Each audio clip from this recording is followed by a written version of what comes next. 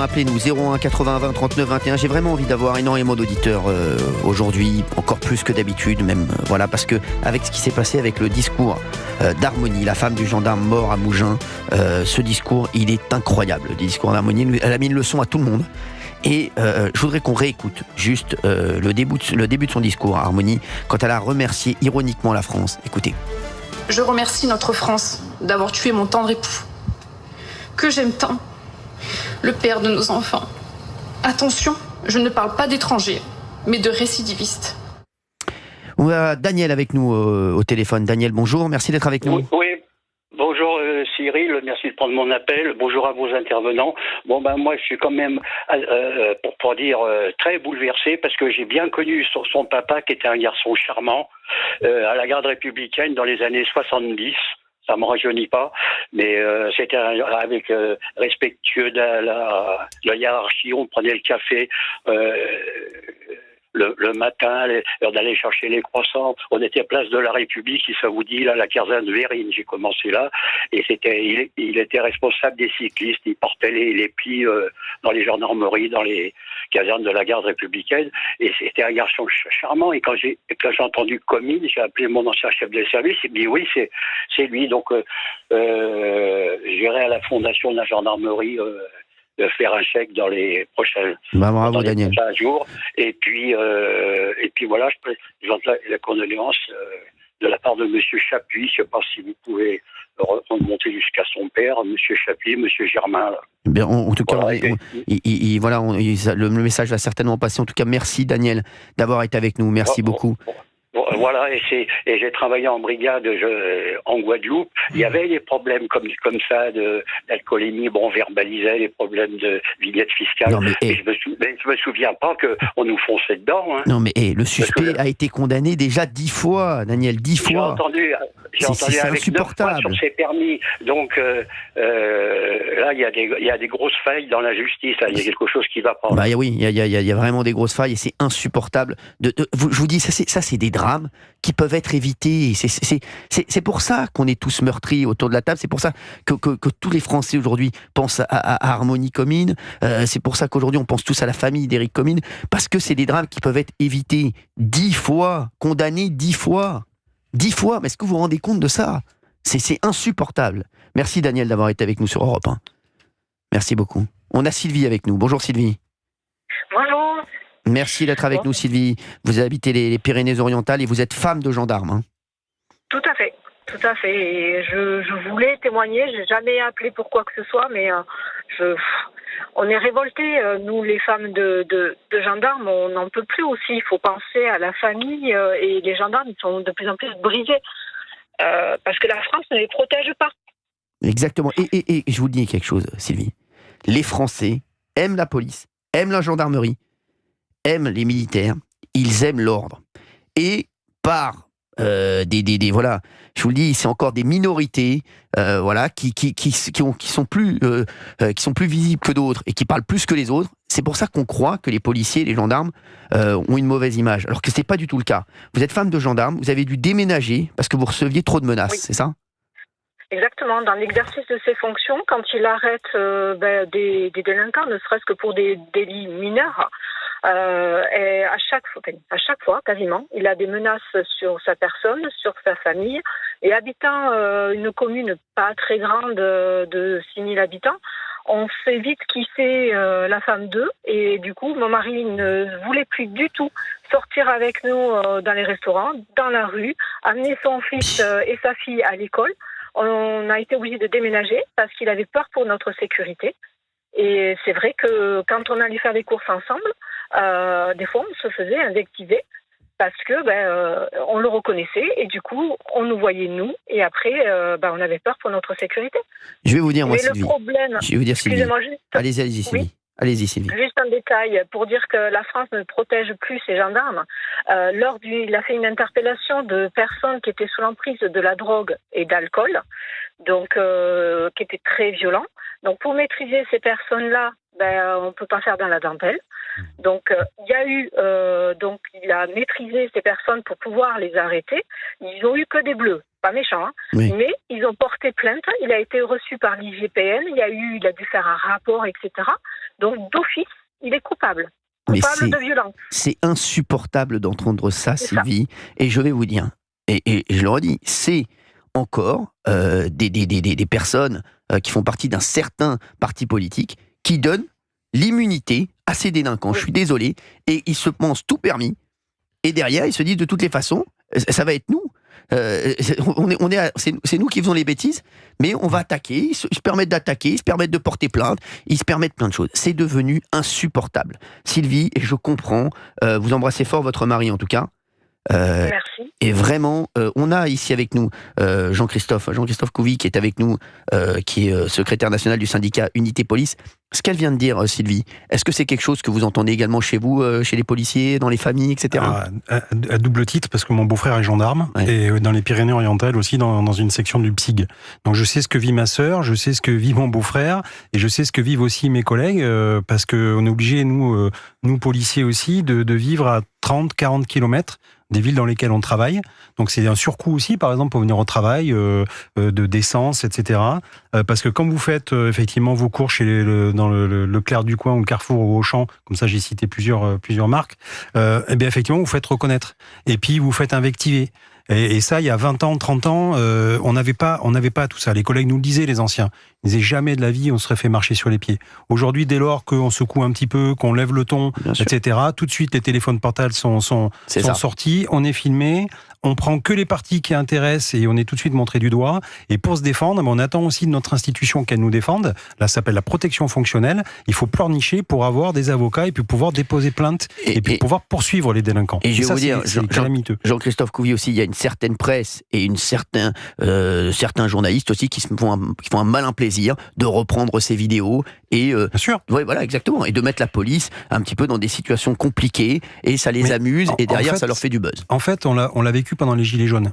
Oui. C'est-à-dire on l'a vu qu'il y avait justement un police bashing qui était organisé Bien sûr. pour discréditer les forces de l'ordre. Et en face, on avait une institution qui était paralysée par l'enjeu et qui ne savait pas répondre. Donc il a fallu que nous aussi, syndicalistes et l'institution, qu'on puisse faire nous aussi de la promotion entre guillemets des policiers, de se défendre, de montrer des images. Et des fois on le dit, montrer les images. On nous dit non, on peut pas parce que effectivement ça fait partie d'une instruction judiciaire et on peut pas. Donc en fait on a aussi ce laps de temps où on ne peut pas se défendre. Et quand un policier est montré du doigt, est accusé, il ne peut jamais se défendre parce que l'institution le défend rarement. Et en même temps, donc c'est ça qui est problématique. Et donc du coup, on subit tout le temps et on rétablit pas la vérité. Et une certaine presse bien pensante vous fait énormément de mal. C'est tout ce qui les intéresse, en fait, on le voit sur les refus d'obtempérer, par exemple, leur prisme, c'est l'usage de l'arme des policiers. Voilà. C'est de savoir, encore une fois, quand est-ce qu'on a tiré, pourquoi on a tiré sur des pauvres anges, des petits anges, etc. Quand j'ai entendu, il n'y a pas longtemps encore, mais j'en veux pas à la maman de Naël, parce que je sais qu'elle est aussi dans l'émotion, et je me permettrai surtout pas de juger une personne qui souffre.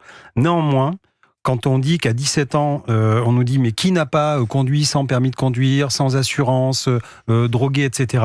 Je suis désolé, on peut pas tolérer ça. Parce que bientôt, on va dire qui n'a pas dealé, après tout. Exactement. Et dans 10-15 ans, on dira mais qui n'a pas tiré la Kalachnikov quand même. Enfin, je veux dire, à 17 ans, en fait, à chaque fois, on repousse justement le curseur des limites. Et donc, c'est plus possible. Et les citoyens, qu'est-ce qu'ils demandent quand vous regardez, vous prenez un peu de distance avec la politique, parce que, encore une fois, moi je fais pas de politique, mais je regarde un petit peu les votes des uns des autres. Et les Français, ils demandent quoi ? L'école du bon sens, ils demandent de la justice, du bon sens, peu importe, et ils demandent juste que l'autorité soit respectée. Et ça, on attend de nos politiques, de gauche comme de droite, qui réagissent, parce que, encore une fois, la sécurité, ça n'a pas de couleur politique, c'est juste, encore une fois, un droit pour les citoyens. Exactement, mais le problème, c'est il y a la sécurité, et il y a derrière aussi la sanction, comme l'a dit Brice Hortefeux tout à l'heure sur l'antenne d'Europe 1, la sanction, elle est très très importante derrière, et c'est vrai qu'aujourd'hui, la justice doit travailler avec le ministère de l'Intérieur. Le ministère de la Justice doit travailler avec le ministère de l'Intérieur. Il y avait un moment, un projet de réunir les deux ministères. Pour moi, je suis désolé, ils ne peuvent pas travailler l'un sans l'autre. Et aujourd'hui, on le sait, Gérald Darmanin est considéré comme un bon ministre de l'Intérieur par tous les policiers, par tous les gendarmes. Il aime tout ça. Je vous le dis à chaque fois que je leur demande, Darmanin super. Et ils me disent tous, il y a un problème avec la justice. Alors, on ne dit pas qu'Éric Dupond-Moretti ne fait rien et va au restaurant. Mais voilà, on se dit qu'il y a un problème. Après, voilà, là, il y a un nouveau gouvernement qui va arriver et on espère qu'ils vont prendre en compte tout ce qui se passe là. Parce qu'aujourd'hui, je vous le dis, Brice Hortefeux, tout ce qu'il a dit tout à l'heure sur Europe 1, il a tout à fait raison. C'est la sanction derrière qui fera qu'on aura moins de drames comme celui-ci. Aujourd'hui, on a l'impression que les délinquants n'ont plus peur. On a l'impression, je vous le dis, que la police et la gendarmerie ont plus peur que les délinquants. C'est ça qui est fou. C'est incroyable. On est d'accord, Sylvie? Ah oui, totalement. Mais c'est ça. Moi, pour vous donner aussi un exemple, mon mari, il me dit, si je fais usage de mon arme, je sais très bien que c'est moi qu'on va accuser, c'est moi qui vais finir en prison. Exactement. Je suis complètement d'accord. C'est aberrant. Et je le dis, je parlais tout à l'heure d'une certaine presse qui fait beaucoup de mal aux institutions. Et je le pense vraiment, une certaine presse, certains médias, je le dis, ils font énormément de mal. Et aujourd'hui, pourquoi Europe 1, CNews ou C8 sont montrés du doigt? Parce qu'on montre aussi autre chose, on montre une autre vérité. Et ça dérange, parce que c'est peut-être notre vérité qui est la vérité. Et ça les dérange, parce que depuis des années, les bien-pensants et le mur des bien-pensants faisaient un petit peu ce qu'ils voulaient avec l'opinion des Français. Mais aujourd'hui, on dérange et on essaie, bien entendu, de nous faire taire. Merci Sylvie d'avoir été avec nous sur Europe 1. Merci à vous. Merci. Il est 16h43, continuez de nous appeler 01 80 20 39 21, on est sur Europe 1, on marche sur la tête. On a pas mal d'auditeurs qu'on va prendre au téléphone dans un instant, bien entendu. Mais justement, j'aimerais quand même avoir l'avis de ce qu'a dit, sur ce qu'a dit Harmonie Comines. Donc cette femme qui a perdu son mari, gendarme, Éric Comines, de 54 ans, lors d'un refus d'obtempérer. Gilles Verdez, pour moi, vous faites partie du mur des bien-pensants, vous le savez. Et je vais entendre ce que vous allez dire, mais pour moi, ce que vous allez dire, ça correspond d'ores et déjà quand LFI tweet sur l'attentat de la synagogue. C'est exactement pareil. Mais allez-y, je vous écoute. C'est-à-dire que vous sous-entendez que je n'ai pas de légitimité pour m'exprimer. Et non, je ne dis pas que vous n'avez pas de légitimité. Je dis pas que vous n'avez pas de légitimité. Je dis que avec toute l'idéologie et toutes les idées que vous avez mis sur mes différentes antennes et sur les différentes antennes, pour moi, vous n'avez pas non pas de légitimité, mais vous êtes un petit peu le pompier pyromane. Voilà. Moi, je suis pas laxiste. Et je vais vous le dire tout net, je ne comprends pas, pour reparler du drame du gendarme Comines, tué, je ne comprends pas ce que ce Cap-Verdien faisait sur le territoire français. Première chose, il a une carte de séjour provisoire de 4 ans jusqu'en 2026. Qu'on m'explique, alors que cette carte de séjour provisoire peut être retirée, j'ai regardé précisément quand vous êtes l'objet de condamnation, il a 10 condamnations depuis 2006. Qu'est-ce qu'il faisait sur le territoire français? Deuxièmement, qu'est-ce qu'il faisait en liberté et au volant sur les territoires français? Puisque beaucoup de ces condamnations sont des délits routiers. J'ai regardé précisément son pédigré, son curriculum vitae judiciaire. Mais c'est tragique. Outrage en 2009, violence en 2010, conduite sans permis en 2014, violence et outrage sur policier, rébellion, port d'armes prohibé, conduite en état alcoolique. Mais qu'est-ce qu'il faisait dehors? Donc je conteste ce que vous dites. Je ne suis pas laxiste. Non, mais Gilles Verdez, et je ne me considère pas comme responsable. Je suis complètement France Insoumise, qui sont vos amis. Quand ils tweetent sur la synagogue, aujourd'hui, quand ils mettent une cible sur les policiers, ou sur les gendarmes, ou sur les militaires, à chaque sortie, vous n'allez pas me dire, alors je ne dis pas qu'ils sont responsables, mais à un moment, ils instaurent un climat qui fait qu'aujourd'hui, les citoyens et certains citoyens respectent moins la police. Ils se disent c'est pas grave, de toute façon on a la France Insoumise derrière nous, on va pouvoir, comme l'a expliqué tout à l'heure Jean-Christophe Couy, on va pouvoir aller porter plainte, on va pouvoir se retourner, ils vont être derrière nous, ils vont médiatiser à chaque fois qu'il y a une bavure, enfin entre guillemets une bavure policière qui devient pour eux une bavure. Mais aujourd'hui, ils sont responsables du climat qu'il y a en France, Gilles Verdez. Pas pour moi. D'accord, écoutez. Pour moi, là, je suis en désaccord avec vous. J'estime qu'il n'y a pas de responsabilité politique. Pardon Gilles, mais il y a un climat, quand on entend régulièrement des prises de parole, où on nous dit régulièrement que la police fait des bavures, que la police de façon systémique est raciste, que la police de façon systémique tue. Évidemment que ça instaure un climat quand même, Gilles. Tu peux pas nier cela. Vous voulez que je vous raconte? Je vais vous raconter une anecdote.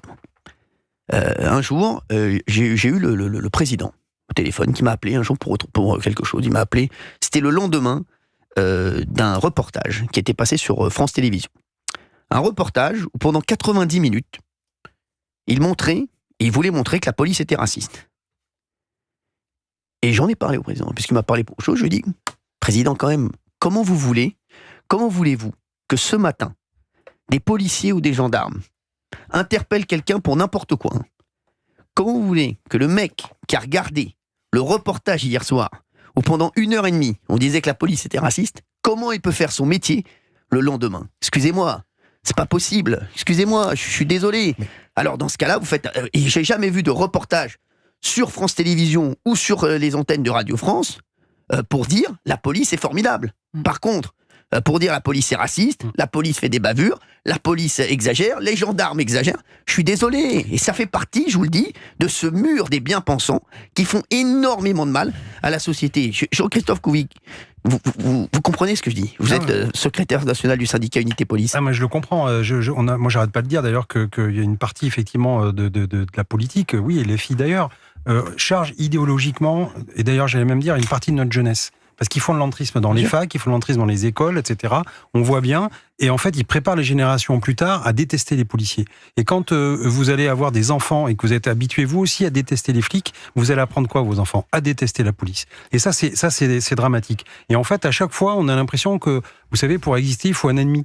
Et donc, on est l'ennemi de certains hommes politiques. Et la meilleure des réponses, en fait, ça a été pendant les JO, où on a vu effectivement les policiers main dans la main avec les citoyens, sauf qu'en fait, le policier, c'est un miroir de la société. Et quand vous lui parlez gentiment, que vous présentez avec un sourire, eh bien, qu'est-ce qu'il fait, le policier? Il vous parle gentiment avec un sourire. Dès lors qu'en face de vous, vous avez un délinquant, ben forcément, vous n'allez pas lui offrir des fleurs et vous n'allez pas sortir une frite de piscine pour l'interpeller. Voilà, c'est comme ça. Et donc, en fait, il faut changer cet aspect entre la population et, enfin, une partie de la population française et sa police, parce qu'on n'est pas leur ennemi. Nous, on est juste là pour faire respecter la loi, pour que tout le monde vive tranquille. Mais en même temps, oui, on est là pour arrêter les délinquants, les donner effectivement dans les bras de la justice, et la justice doit faire son travail derrière et nous soutenir. Et on sait qu'il y a aussi beaucoup de magistrats qui pensent comme nous, qui nous soutiennent.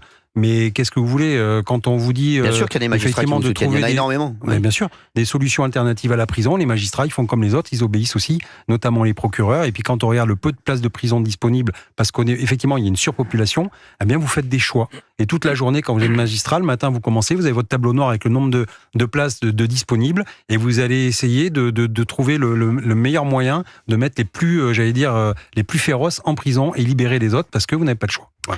Réagissez au standard Europe 1 01 80 20 39 21. Si on marche sur la tête, on a avec nous avant d'écouter Olivier d'Artigol, Géraldine Maillet qui sont avec nous. J'aimerais avoir leur avis. Et on va revenir sur la phrase qu'a dit Harmonie tout à l'heure, Harmonie Commune, sur 1981. Ça, c'est une phrase qui a été prise aux prises. On viendra dessus dans un instant. Juste avant, on a Alexandre Touzé, vice-président du Conseil de l'Essonne, délégué à la sécurité. Bonjour Alexandre Touzé, merci d'être avec nous.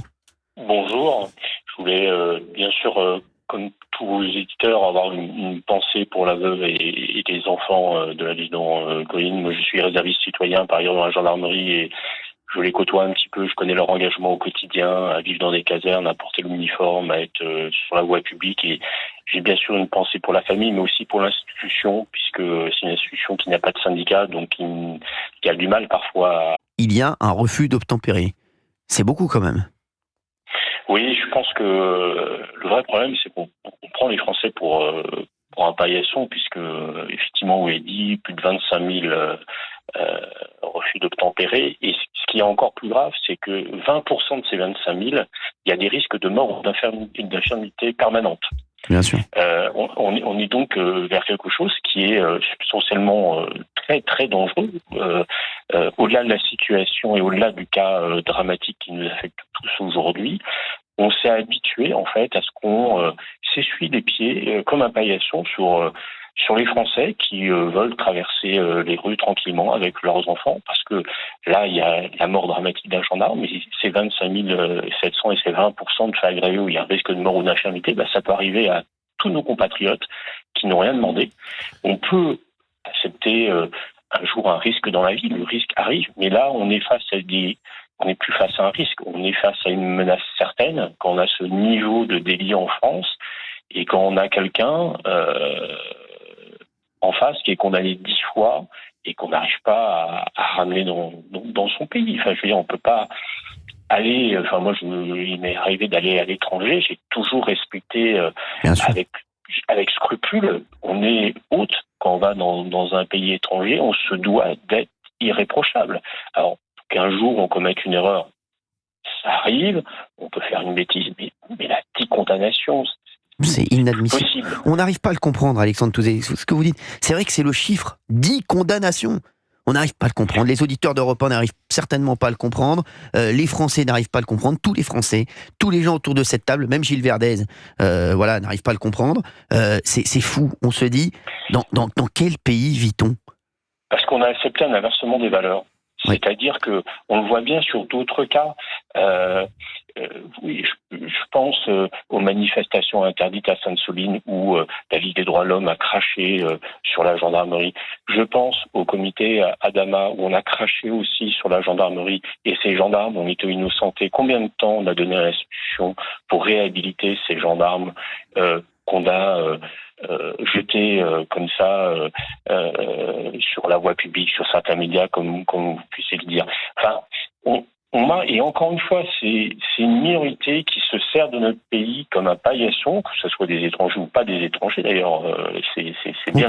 Elle a bien dit qu'elle ne parlait pas d'étrangers, Harmonie Commune. Oui, mais je pense que ça concerne à la fois des étrangers et des compatriotes français, ça concerne les deux. Là, c'est vrai qu'on a du mal à comprendre qu'au bout de 10 condamnations, on n'est pas suspendu son autorisation d'acquitter notre territoire, mais c'est le cas aussi pour nos compatriotes qui commettent délits comme ça. Et, je veux dire, il faut qu'il y ait des sanctions fortes. Et on le voit bien, on a un système d'inversement des valeurs qu'on voit sur des choses peut-être moins dramatiques, mais prenons l'exemple des squatteurs, c'est la même chose. Quand on voit des particuliers qui sont condamnés parce que ils n'ont pas mis attention danger sur la bouteille de gaz quand ils sont squattés, on a un système d'inversement des valeurs en France ou au détriment de la majorité des Français qui sont tous émus aujourd'hui et qui comprennent plus cet inversement des valeurs. Parce qu'on a bien une majorité silencieuse aujourd'hui en France qui n'en peut plus, qui ne veut plus de ces faits et qui ne veut plus de ces personnes-là. Alexandre Touzé, vous venez de prendre l'exemple des squatteurs. Je trouve que c'est très bien trouvé, l'exemple des squatteurs. Vous voyez, Gilles Verdez, vous qui acceptez vraiment que des squatteurs puissent rester chez des personnes qui ont mis toute leur vie à acheter leur appartement ou leur petite maison. Et c'est ce que vous avez dit. Non, j'accepte pas ça. Oui, j'accepte pas que les squatteurs vous avez changé non, pendant l'été. Je dis qu'on peut pas les expulser dans n'importe quelle condition. Il faut respecter la loi. Oui, mais bien sûr. Mais là, on parle de la loi qui ne va pas, Gilles Verdez. Oui. Donc, excusez-moi. Là, on voit bien que la loi ne va pas. Merci Alexandre Touzé d'avoir été avec nous, vice-président du Conseil de l'Essonne, délégué à la sécurité. C'était extrêmement intéressant ce que vous avez dit sur Europe 1. Dans un instant, on aura José qui est avec nous, un auditeur. On a un autre auditeur aussi, j'aimerais bien l'avoir, je l'ai vu passer, qui nous dit que c'est pas la France insoumise ou la gauche qui est responsable de cette délinquance, c'est le trafic de drogue. C'est ce qu'il pense. Voilà, moi, je suis pas tout à fait d'accord avec lui. Je pense que vraiment, il y a, je vous dis, ce mur des bien-pensants et ce parti politique qui met un climat qui fait extrêmement mal à la France et qui fait extrêmement mal aux Français, aux institutions, aux policiers, aux gendarmes, aux militaires et à tout ce que la France compte d'institutions. On va en parler dans un instant. J'ai envie d'avoir l'avis également de Monsieur D'Artigol, de Madame Maillet. Fabien Lecoeuf voudra revenir sur ce qu'elle a dit sur 1981. On reste ensemble sur Europe 1. On se retrouve dans quelques secondes maintenant. À tout de suite. Europe 1, 16h-18h, on marche sur la tête. Carrefour. Quand vous me dites Carrefour baisse encore ses prix ? Eh oui, par exemple, la lessive liquide Total Fresh Carrefour Expert 44 lavages à 3,89 €, soit 9 centimes le lavage, est la moins chère de France. Et c'est jusqu'au 8 septembre chez Carrefour, Carrefour Market et leur drive. Carrefour, on a tous droit au meilleur prix. 2,2 litres, soit 1,77 € le litre, prix relevé le 8 août 2024, modalité complète sur carrefour.fr. Produits dangereux, respectez les précautions d'emploi. Fini les poux. Pure Essentiel invente le traitement 100% naturel et efficace. La lotion anti-poux Pure Essentiel est la solution radicale express, efficace en 10 minutes. Sans insecticides neurotoxiques, elle tue poux, larves et lentes. Dispositif médical en pharmacie. Nouveau, existe aussi en coffret avec le shampoing Poudou et une éponge de bain Titi offerte. Pure Essentiel, l'efficacité à l'état pur. Rien n'est trop beau pour vous pendant l'anniversaire Conforama. C'est parti pour notre grand jeu 100% gagnant et sans obligation d'achat avec de nombreux lots et une carte cadeau de 1 000 € à remporter chaque semaine. C'est simple, vous jouez, vous gagnez. Découvrez vite toutes nos offres anniversaires sur le site et en magasin. Conforama, jusqu'au 30 septembre, voir règlement complet sur conforama.fr. Europe 1, 16h-18h. On marche sur la tête. À tous ceux qui en ont marre qu'on leur parle de pouvoir d'achat. C'est vrai, il y a mieux comme pouvoir, comme être invisible. Vous me voyez là? Ah ben non, vous me voyez pas, je suis dans la radio. Parce que le pouvoir d'achat c'est quand même bien, Intermarché s'engage et vous propose le produit le moins cher de France. Les 16 serviettes hygiéniques ultra minces normales label sont à seulement 98 centimes d'euros. Et c'est aussi au drive et en livraison. Intermarché, tous unis contre la vie chère. Jusqu'au 1er septembre, soit 0,061 € l'unité, sur la base d'un relevé en date du 26 août. Modalité sur intermarché.com. Ikea. Oh, ça y est, bientôt la rentrée. Ah, mais au moins, c'est bien reposé, hein. Carrément. Réveillez-vous, il est temps de bien dormir. Jusqu'au 15 septembre, Ikea vous offre 20 € par tranche de 150 € d'achat sur tout l'univers du sommeil avec la carte gratuite Ikea Family. Voir conditions sur Ikea.fr. Bienvenue aux familles qui veulent continuer à se régaler sans avoir à se priver. Et aux gastronomes tendance économe qui comptent bien profiter de cette rentrée pour se faire plaisir. En ce moment, chez Picard, profitez de moins 50% sur le deuxième produit acheté avec la carte Picard et nous, parmi une large sélection de produits. Et pour plus de simplicité, pensez à la livraison à domicile et au click and collect sur picard.fr. Picard, pour le bon et le meilleur. Modalité sur picard.fr. Pour votre santé, bougez plus. Mesdames et messieurs, chez Poltron et Sofa, il y a une économie allant jusqu'à 60%. Sur les nouveaux modèles de la collection. Tu m'enlèves toujours les mots de la bouche. Je ne fais que mon travail. Toi, retourne plutôt faire tes canapés. Venez découvrir plus de 90 modèles chez Poltron et Sofa. Solo divani di qualità. Et voilà. Uniquement des canapés de qualité, vérifiez conditions en magasin.